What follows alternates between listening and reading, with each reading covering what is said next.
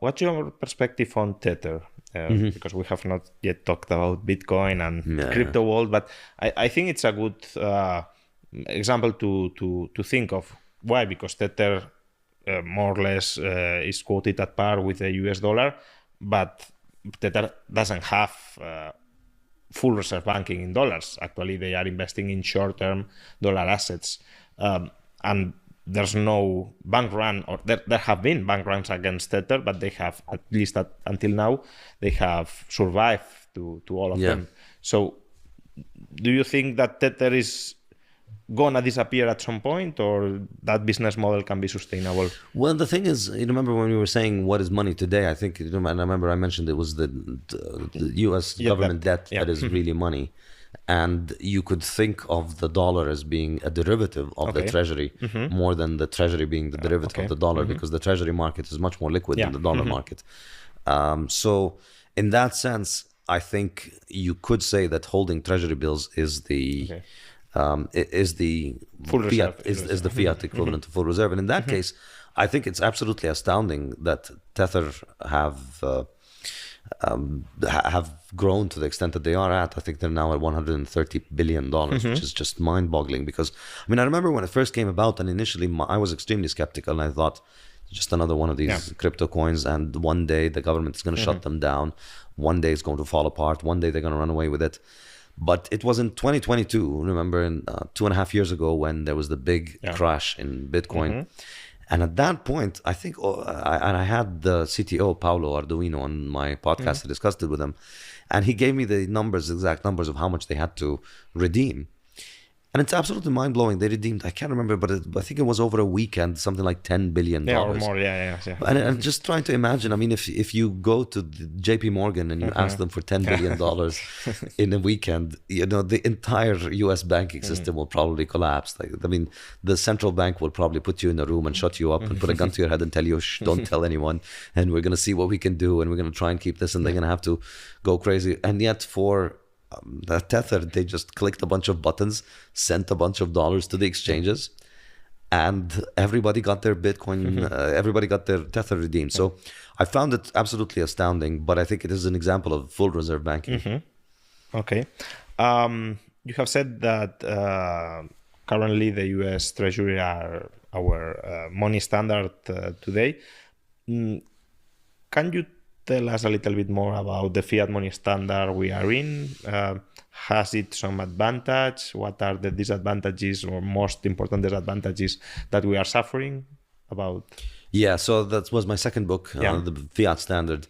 I tried to analyze the fiat monetary system as if it was a digital currency, thinking about it, because I think, software clarifies things. When you're trying to understand what's happening with fiat money, there's a lot of propaganda, there's a lot of emotions, there's a lot of trying to hoodwink you with nationalism and making you feel emotional about this currency.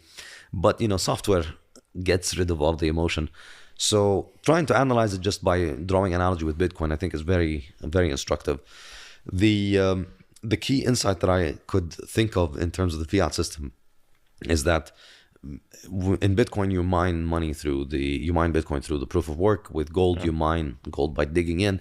Well, in fiat, you don't actually make more fiat money by printing the dollars. The printing happens after the dollars have already been created digitally. But how do the dollars get created digitally on people's balance sheets? Through lending. So fiat money is created through lending.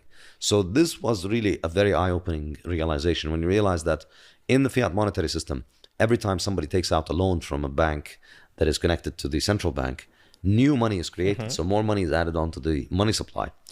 And this therefore means that there is a huge incentive for people to create debt. And that then makes sense. That makes sense out of why everybody everywhere is in debt.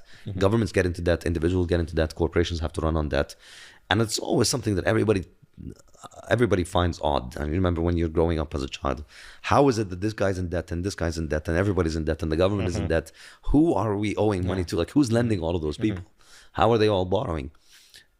If everybody's in debt? And the answer is they're borrowing from the future, because that's what the fiat money does. It allows you to create money today, and effectively you have to pay for it later on into the future. So everybody's borrowing from their future self.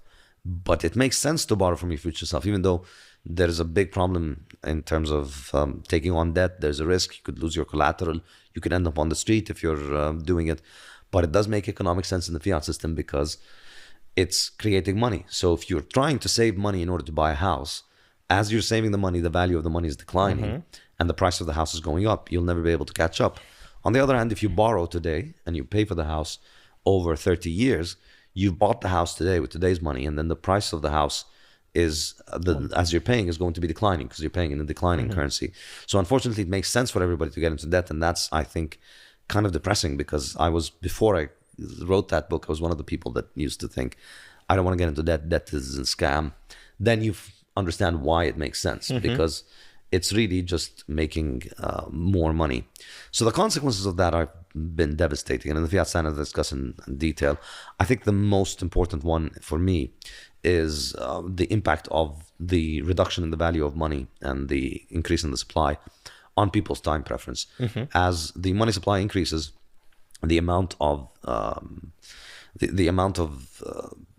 certainty that you have about the future becomes less. As you expect your money to decline in value more, your ability to provide for your future declines.